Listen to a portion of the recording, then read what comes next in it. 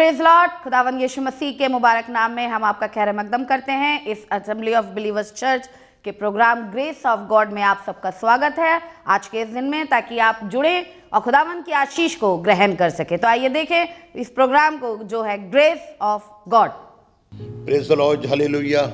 आज की खूबसूरत सुबह में एक बार फिर हम खुदावंद की नए शुक्रगुजार हैं कि उसने ज़िंदगी ज़मीन पे हमें ज़िंदा रख कर ये खूबसूरत मौका अता फरमाया है कि हम खुदावंद के लोगों के साथ मिलकर खुदा के कलाम की तिलावत करें और कलाम की वो उम्दा और वो गहरी बातें जिससे इंसान की ज़िंदगी बदल जाती है आज आपके सामने पेश करें। ग्रेस ऑफ गॉड का प्रोग्राम हर मंगलवार आपके टीवी स्क्रीन पे आता है और हमें अच्छा लगता है, खुशी मिलती है कि आप लोग ये प्रोग्राम देखकर हमसे टेलीफोन पे बात करते हैं। पहला थिस्सलुनीकियों चौथा बाब और उसकी तीसरी आयत को पढ़िएगा।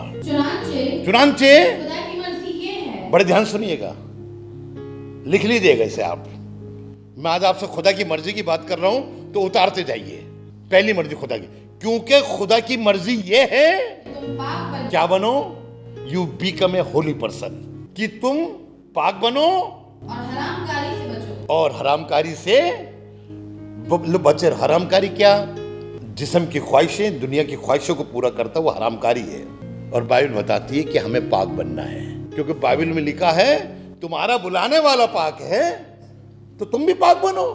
बाइबल बताती है कि हमें पाक बनना है और पाक बनने के लिए यीशु मसीह ने एक एग्जाम्पल दिया, क्योंकि उसने भी मां के पेट से जन्म लिया था, रूह की पैदाइश, लेकिन जन्म एक मां के पेट से लिया। और जाते जाते हम एक नमूना देके गया। पहला पतरस दूसरा बाब और उसकी 21वीं आयत में को आप खोलेंगे तो आप देखेंगे खुदा बाप खुदा यीशु मसीह हमें कैसे पाक करना मांग रहा है और क्या चाहता कि हम करें। सुने, और तुम क्या के लिए बुलाएगा कि बेटा पाक बनना है, तुमने कोई गंदा काम नहीं करना। दाऊद ने गंदा काम करा तो खुदा को दुख हुआ। यूसुफ ने उस औरत को रोका, उस औरत को धिक्कारा कि नहीं नहीं मैं ये काम नहीं करूंगा, क्योंकि मैं खुदा को धोखा नहीं दे सकता हूं, मैं पवित्र जानू, पवित्र रहूंगा। क्या लिखा है सुनिएगा, और तुम इसी के लिए, इसके माने खुदा ने हमें क्या के लिए बुलाया है, हम लुच्चे काम ना करें, हम गंदे काम ना करें, बल्कि पाक बने। वो दोनों लड़के एली के खुदा की खिदमत करते थे और हरामकारी करते थे। आपको याद आएगा वो दोनों लड़के तो क्या मरे, उनका बाप भी मर गया, जो एक अच्छा काहिन था जिससे खुदा ने बात करी थी कि तू और तेरा खानदान मेरी निगाह में बना रहेगा। उसके बेटे अपने बाप को बदनाम कर गए, क्यों खुदा ने नातान नबी से कहलवाया कि मैंने कहा तो था कि तू और तेरा घराना मेरी निगाह में बना रहेगा, लेकिन ये बात मुझसे दूर हो। जो मेरी इज्जत करता है मैं उसकी इज्जत करता हूं, और जो मेरी इज्जत नहीं करता मैं उसको छोटा कर देता हूं। हम खुदा को हकीर समझते हैं, उसकी तहकीर करते हैं, तो खुदा बाप हमें छोटे कर देता है। जो हमारे स्टेटस ही वाला होता है ये नीचे पा जाता है। मैं समझ जाता हूँ जो लोग कल तक कुछ था आज कुछ नहीं है, इन्होंने खुदा की तहकीर करी है, इन्होंने खुदा की मर्जी को पूरा नहीं करा। फिर से पढ़िएगा ये वाली लाइन, क्योंकि तुम इसीलिए बुलाए गए हो। मसीह भी तुम्हारे वास्ते दुख उठाकर, बड़े ध्यान सुनिएगा। अब खुदा बाप कह रहा है, लो पतरस अपनी कलीसिया को लेकर तुम इसलिए बुलाएगा, सुनो, क्योंकि मसीह भी तुम्हारे वास्ते, यीशु मसीह ने अपने लिए कोई दुख उठाया। जब कोई चोर पकड़ा जाता उसकी पिटाई होती है तो मालूम है पुलिस वाले की इसने चोरी करी है। खून करने वालों को पकड़ जाता तो इसने खून करा, रिश्वत लेने वालों को पकड़ जाता तो उसने रिश्वत ली है। और यीशु मसीह के लिए लिखा है कि उसने तुम्हारे लिए दुख उठाया, तुम्हें एक नमूना दे गया है ताकि हम उसके नक्शे कदम, जब हम यीशु मसीह के नक्शे कदम पे चलेंगे तो हम पाक बनते जाएंगे। जहां कदम यीशु मसीह का रखा था उसी पे रख के चलते जाइए। बहुत बार हम बहुत सी जगहें ढूंढते हैं तो देखते पाँव के निशान जा रहे हैं तो उसी के पीछे पीछे चलते हैं। वो भी तुम्हें एक नक्शा कदम दे गया, ना तो उसने गुनाह करा, ना तो उसके मुंह से कोई मकर की बात निकली, ना तो वो गाली खा के गाली देता था, और ना वो दुख पाकर किसी को धमका। देखिएगा पाक बनने का सिंपल सा तरीका, कोई आपको गाली दे तो आप उसका जवाब मत दीजिए। हम अक्सर बहुत से लोग समझ जाते हैं, अपने घर में भी और घर के बाहर के लोगों को भी, कोई कुछ कह रहा है लेकिन तुम कुछ मत कहो, क्योंकि वो गाली खाकर गाली नहीं देता था और दुख उठाकर वो सामने वाला आपको दुख दे रहा है। आपको लग रहा है इसकी बातें दुख वाली बातें, अब दिल कहता निकाल के जवाब दे दो इनको अभी, लेकिन बाइबल में लिखा है वो दुख उठाकर किसी को धमकाता नहीं था जी, बल्कि अपने आप को सच्चे इंसाफ वाले के हाथों में क्या करता था, सौंप देता था। ये थी खुदा की मर्जी, क्योंकि आसमान खुदा ने कहा पलटा लेना, बदला लेना मेरा काम है। यीशु मसीह ने सलीब पे चढ़ गया लेकिन बदला नहीं लिया। 3.5 साल की लाइफ को देखिएगा उनकी, यीशु मसीह ने कहीं किसी से बदला भी तो नहीं लिया, बल्कि यीशु मसीह सब कुछ सहता गया। क्या आप सह रहे हैं लोगों की बातों को? आपके मुंह पे तो एकदम जवाब आ जाता है, नहीं। खुदा का कलाम बता रहा है कि जिस तरह तुम्हारा बुलाने वाला पाक है, तुम भी पाक बनो। क्योंकि यीशु मसीह ने जब पहला प्रचार करा जैतून पर्वत पर बैठकर, तो 5वें बाब की 8वीं आयत में लिखा है, मतलब मुबारक है वो जो दिल के पाक हैं। ऐसे लिखा है, मुबारक है जो पाक दिल है वो खुदा को देखेंगे। मुबारक है वो जो पाक दिल है वो खुदा को देखेंगे। अब ये लाइन खुदा ने यीशु मसीह ने क्यों लिखवाई? यीशु मसीह को मालूम था मूसा खुदा को नहीं देख पाया। खुदा बाप ने कहा नहीं मूसा, मैं तेरे सामने से निकलूंगा, लेकिन जब मैं गुजर जाऊंगा तू मेरी पीठ को देखेगा, मेरा जलाल बाद में देखेगा। लेकिन यीशु मसीह ने बड़ा सिंपली कर दिया। अगर आप खुदा की मर्जी को पूरा कर रहे हैं, अगर आप पवित्र बन रहे हैं, अगर आप पाक बन रहे हैं, नापाकी आपके पास है ही नहीं, तो खुदा कलाम बता रहा है कि तुम खुदा को देखोगे, खुदा को देखोगे। और मेरी भी इच्छा यही है, when I go to the heaven, I do not want to see the Jabrail, Lucifer, etc. Only Jesus Christ and His Father. अगर तुम खुदा की मर्जी को पूरा करोगे, पाक बन जाओगे, तो आप खुदा को देखेंगे। खुदा जिसे आज तक कोई नहीं देख पाया, आप देखेंगे, आप, क्योंकि आप अपने आप को पवित्र कर रहे हैं। दुनिया में बहुत से लोग पवित्र नहीं करते अपने आप को। आप पवित्र होने के लिए हमें तरीका दिया गया है, क्योंकि बाइबल बताती है जब हम बपतिस्मा लेते हैं तो अपनी गंदगी, अपने गुनाहों को धोते हैं और हम साफ हो जाते हैं। बपतिस्मा देने वाला पादरी आपको बताता है, आपसे कुछ कुछ पूछता है और ये वादा करता है जो गलती हमने आज तक करी आइंदा नहीं करेंगे। लेकिन 80% लोगों को देखता हूं कि वो गलती वही फिर बाद में कर रहे हैं। तो कैसे हम खुदा का मुंह देखेंगे? खुदावन मेरे आपकी जिंदगी से चाहता है कि हमने पाक बनना है। जब हम अपने जिस्म को साफ करने के लिए लिखा है, गुसल कर, तेल लगा और खलियान में जा। यशो के 3 बाब की 3 आयत में है, गुसल करना यानी अपने आप को साफ करना, धोना, यही तो पाकियत है। खुदा बाप मेरे आपको बरकत देने जा रहा है आज की इस सच्ची में, और खुदा बाप चाहता है कि हम खुदा से बरकत पाए और वो बरकत हमारे अंदर बनी रहे, पाकीज़गी की। तुम्हारा बुलाने वाला पाक है तो तुम भी पाक बनो। पहली चीज मैंने आपको सिखाई, खुदा की मर्जी है जिस तरह तुम्हारा बुलाने वाला पाक है तुम पाक बनो। और जब पाक बन जाओगे तो आपकी एक बड़ी अच्छा पूरी होगी। आदम और हव्वा के बाद मूसा भी खुदा का क्या चेहरा नहीं देख पाया, लेकिन आप खुदा का चेहरा देखेंगे, कि खुदा ने आपको चुना ठहराया है कि आप खुदा का चेहरा देखें। खुदा आपको बरकत देने जा रहा है और खुदा चाहता है कि आपकी जिंदगी रौनक अफरोज हो। पहली चीज पाक बनो। दूसरी चीज आपके सामने आज इसी को मैं कंटिन्यू लुक करना चाहता हूं कि आप पाक बनते जाए, पाक बनते जाए, पाक बनते जाए। दूसरी चीज में ऐसा लिखा, सुनिएगा, पहला पतरस 2 बाब और 15वीं आयत। खुदा की मर्जी ये बड़े, पहली मर्जी थी तुम पाक बनो, और दूसरी मर्जी है, खुदा की मर्जी ये है कि तुम नेकी करके नादान आदमियों की जहालत की बातों को हाँ बंद कर दो। यानी खुदा बाप की दूसरी मर्जी क्या है कि हमने नेकी करनी है, हमने भलाई करनी है।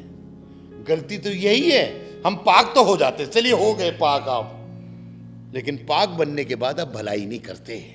खुदा बाप की दूसरी मर्जी है कि तुम भलाई करो, और जब तुम भलाई करोगे तो आसमान पर खुदा खुशियां मनाएगा। क्योंकि बाइबल बताती है जो भलाई करना जानता है, याकूब के 4 बाब की 17वीं आयत में लिखा है, जो भलाई करना जानता है और भलाई नहीं करता।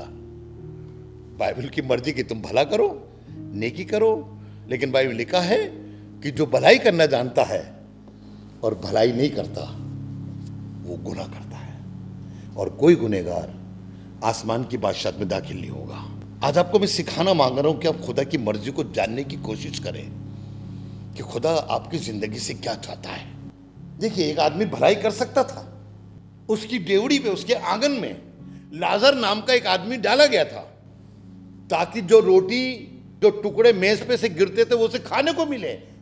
लेकिन कलाम इस बात का शाहिद है कि वो टुकड़े भी खाने को नहीं मिलते थे, लेकिन वो नासूर से भरा हुआ लाजर, उसका नासूरों को कुत्ते चाटते थे।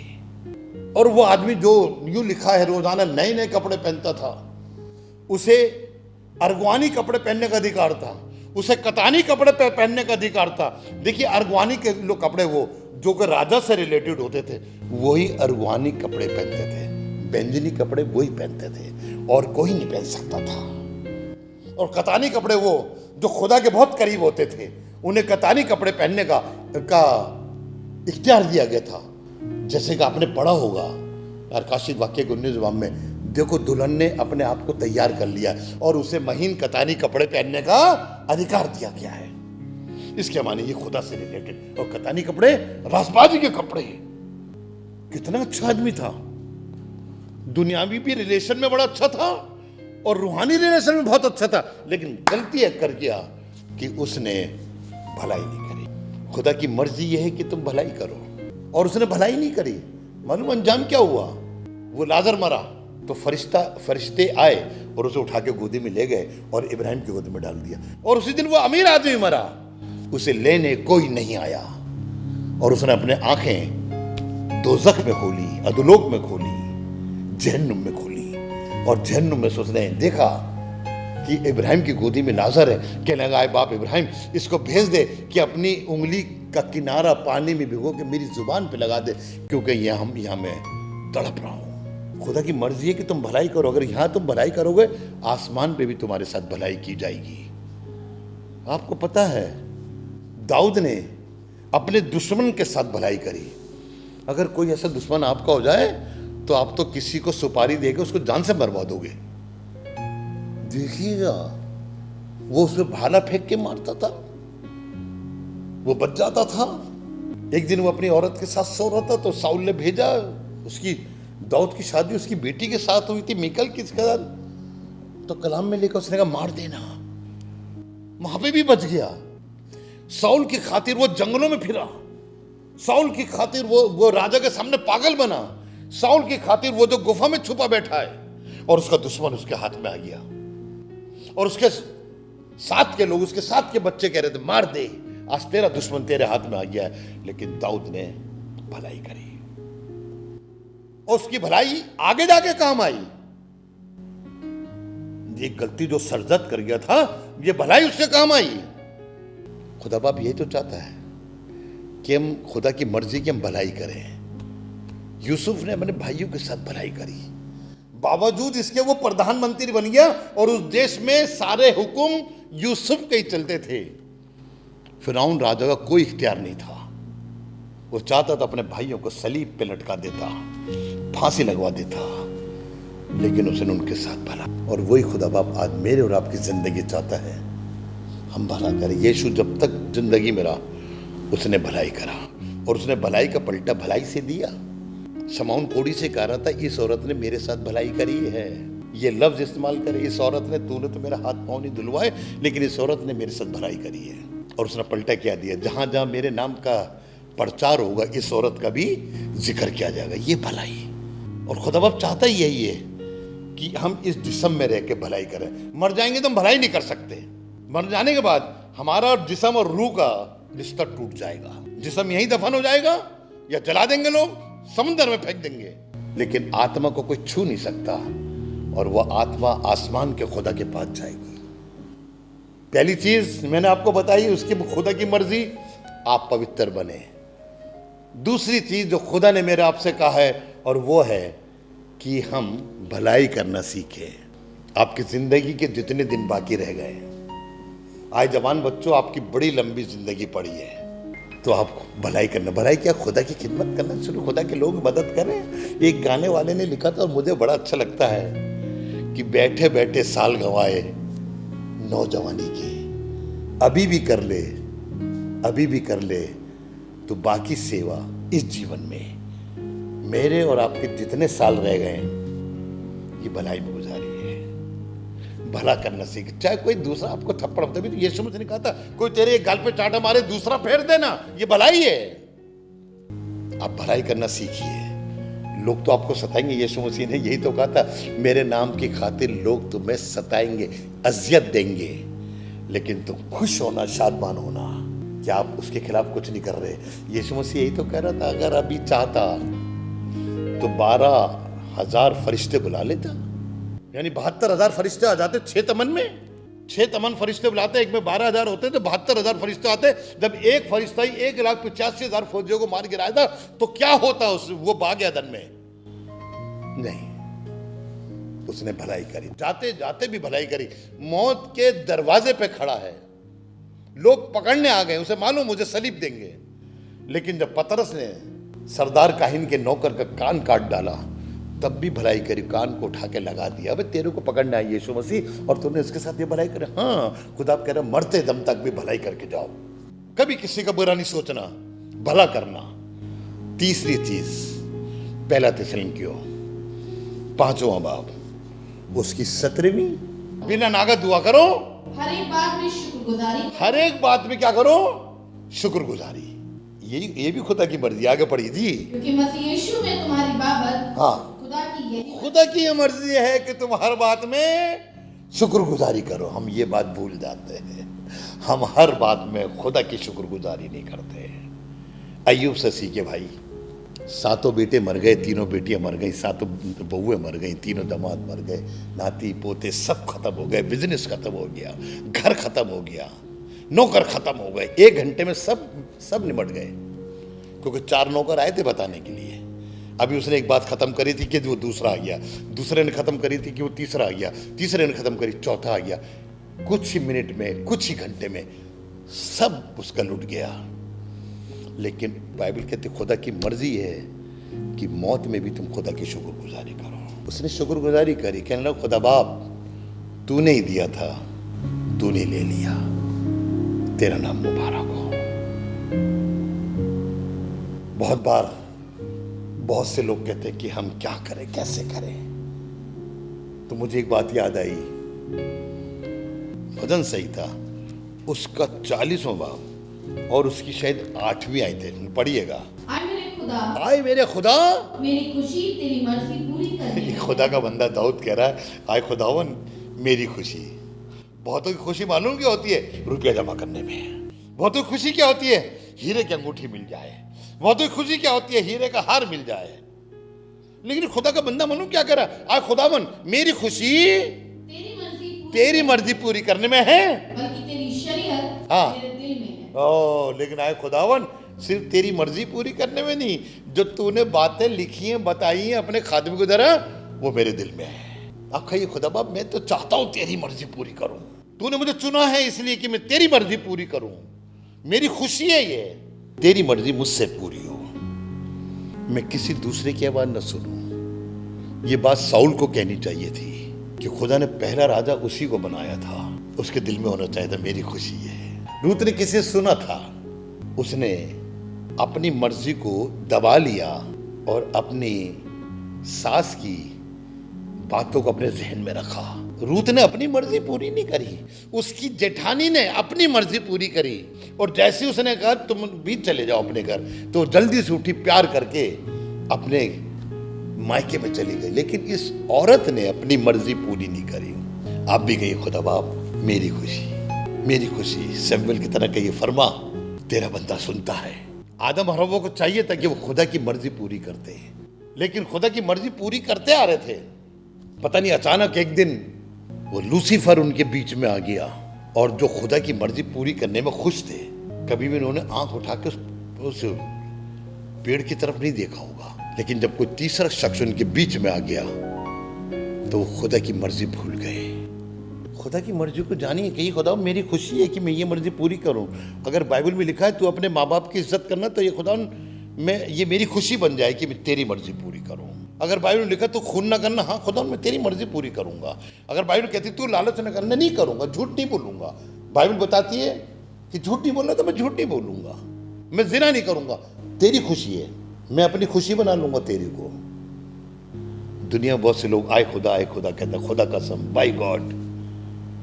लेकिन बाइबल कुछ और बता रही है। हम खुदा की खुशी को दें, खुदा किस चीज से खुश हो रहा है। लोगों ने कहा कि ये 5,000 की भीड़ में 200 दिनार की रोटी भी कम पड़ेंगी। और जब लोगों से कहा गया तुम्हारे पास कुछ है तुम लाओ, वो शागिर्द की तो बात मानते हैं, वो तो बेचारे यीशु मसीह के साथ रहते थे, उनका अपना कोई घर तो था नहीं, यीशु के साथ साथ चलते थे। लेकिन वो 5,000 की भीड़ में कोई ऐसा नहीं था कि जब कहा खुदा ने तुम्हारे पास क्या है, लेकिन उन्होंने, खुदा ने, यीशु मसीह खुशी पूरी नहीं करी, एक लड़के ने खुशी पूरी करी। अपनी 5 रोटी और 2 मछली लेकर, 5 रोटी और 2 मछली लेकर वो खुदा के पास आ गया। और पतरस कहने लगा, एक लड़का है जिसके पास 5 रोटी 2 मछली है। खुदा बाप ने कहा लेकर आओ हुई। जब यीशु मसीह ने अपने बाप की मर्जी पूरी करी तो आसमान से आवाज आई, ये मेरा प्यारा बेटा है जिससे कि मैं खुश हूं। आपके भी तो घर में बच्चे होंगे, कई बच्चे होंगे, 2 से तो कम नहीं होंगे, और 3 होंगे, 4 होंगे। लेकिन जो आपकी मर्जी को पूरी करता है, आपकी खुशी को पूरी करता है, आप उस बच्चे से ज्यादा खुश होते हैं। यही खुदा है। वो पतरस से इतना खुश था, वो खुदा की मर्जी पूरी करता था। और यहां तक भी कह रहा था कि लोग तेरे को छोड़ जाए, मैं तुझे छोड़ के नहीं जाऊंगा, तेरे लिए मैं मर जाऊंगा, अपनी जान दे दूंगा। लेकिन 3 बार इनकार कर गया। लेकिन खुदावन उससे खुश था। और जब वो जिंदा हुआ तो उसने कहा, फरिश्तों के जरिए कहलवाया, जाके पतरस से कहो मैं उससे पहले गलील जा रहा हूं। खुदा उससे खुश था। खुदा की मर्जी यह है कि हम खुदा की शुक्रगुजारी करें, खुदा की शुक्रगुजारी करें। जब नूह की किश्ती जमीन पे आके लग गई, अब उन्होंने, देखिए बड़े ध्यान से सुनिएगा, अब उन्होंने ये नहीं देखा कि हम अपना सामान कहां रखेंगे, कौन सी जगह को देखें, किस जगह जाएं। नो, उसने पहले निकलते ही वेदी बनाई और उस पर सोख्तनी कुर्बानी चढ़ाई और उसकी खुशबू खुदा के पास तक पहुंची। खुदा बाप उससे खुश हुआ। मालूम किस बात से? यानी कि सोख्तनी कुर्बानी चढ़ाई, इसने झाव से निकलते पहले मेरी शुक्रगुजारी करी। देखिए फिलिपियों का 4था बाब निकालिएगा, उसकी 6ठी और 7वीं आयत को लो पढ़िएगा जी। मत किसी बात की फिक्र ना करो, किसी बात की फिक्र ना करो, बल्कि हर एक बात में, बल्कि, बड़े ध्यान सुनिएगा, बहुत बार हमारा दिल बहुत फिक्रमंद हो जाता है। बहुत से लोगों को हार्ट फेल इसलिए होता है कि वो बहुत फिक्र करते हैं। सोते वक्त भी वही बातें सोचते रहते हैं, सुबह उठते हैं तो वही बातें सोचते रहते हैं। लेकिन बाइबल यूं बता रही है, किसी बात की फिक्र ना करो, बल्कि हर एक बात में, बल्कि हर एक बात में तुम्हारी दरख्वास्तें दुआ और मिन्नत के वसीले से शुक्रगुजारी के साथ खुदा के सामने पेश की। खुदा के सामने आप सब कुछ कहिए, एक एक बात खुदा के आगे रख दीजिए, लेकिन शुक्रगुजारी के साथ। You give thanks to the heavenly father. If you want to need something from the heavenly father, it is very necessary, you give thanks, उसका शुक्र करें। कहें खुदा सुबह उठ के, खुदा बाप रात को मुझे पता नहीं था मैं कहां पर हूं, लेकिन तूने मुझे सुबह फिर आंख खोली मेरी, मैं तेरा शुक्रगुजार हूं, मैं तेरी शुक्रगुजार हूं कि तूने मुझे नया दिन देखने दिया।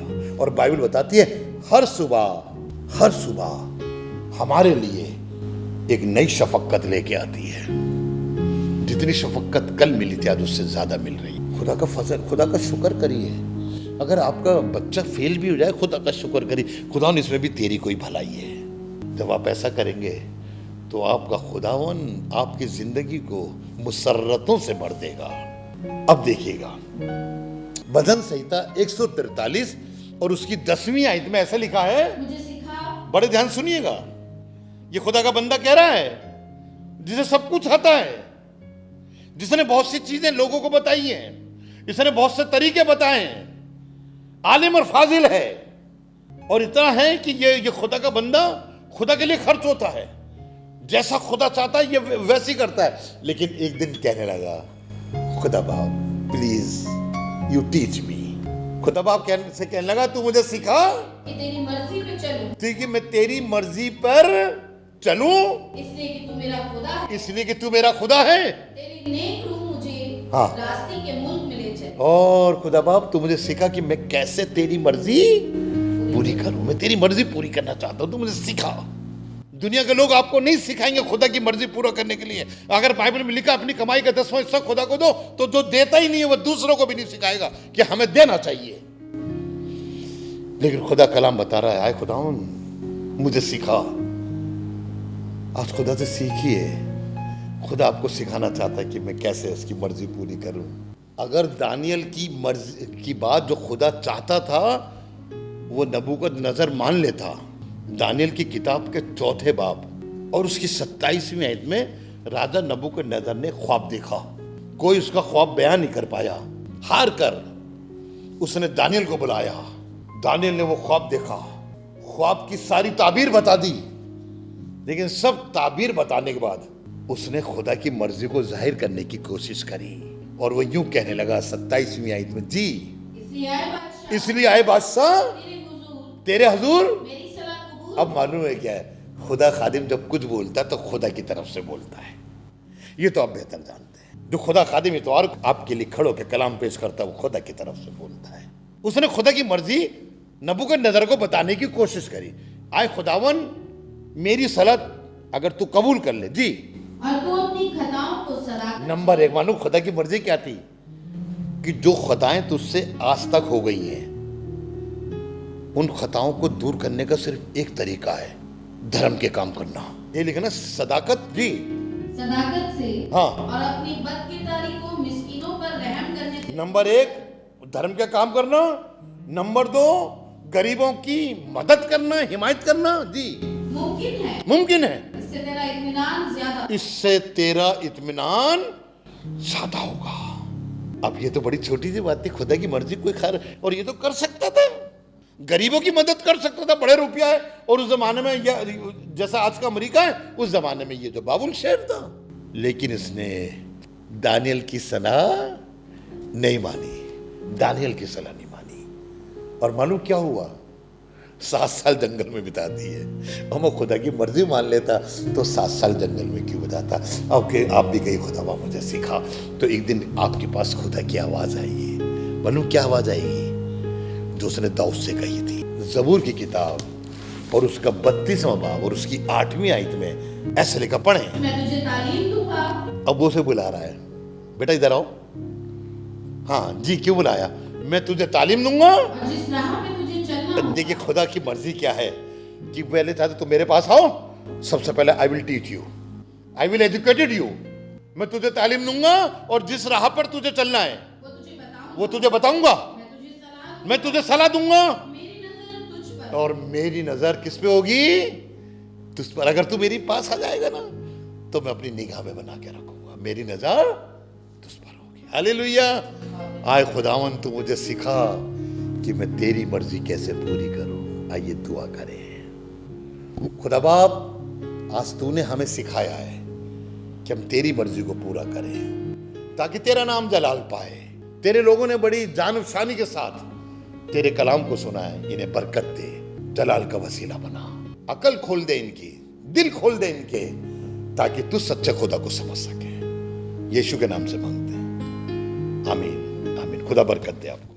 उम्मीद है कि आज आपने जरूर बरकत को हासिल किया होगा और खुदावंद ने आपको आशीष दी होगी। हम चाहेंगे कि आप हमसे संपर्क करें। अगर आप किसी भी तरीके की सहायता करना चाहते हैं, दुआएं हैं आपके पास, प्रार्थनाएं हैं, तो ज़रूर आप हमसे संपर्क करें। हमारा पता और हमारे नंबर्स आपके पास पहुंच चुके हैं। आप इनके द्वारा हमसे कांटेक्ट कर सकते हैं ताकि हम दुआओं में और आपके साथ मिलकर खुदावंद की महिमा में आगे बढ़ सके। Praise the Lord. खुदा आप सबको बहुत आशीष दे। हमारा एड्रेस है assembly of believers church, S410 street number 11, school block, Shakarpur, Delhi 110092। और अगर आप हमसे फ़ोन पे कांटेक्ट करना चाहते हैं तो हमारे नंबर हैं 8527158740 और दूसरा नंबर है 9891358387। इसके अलावा 9891152423।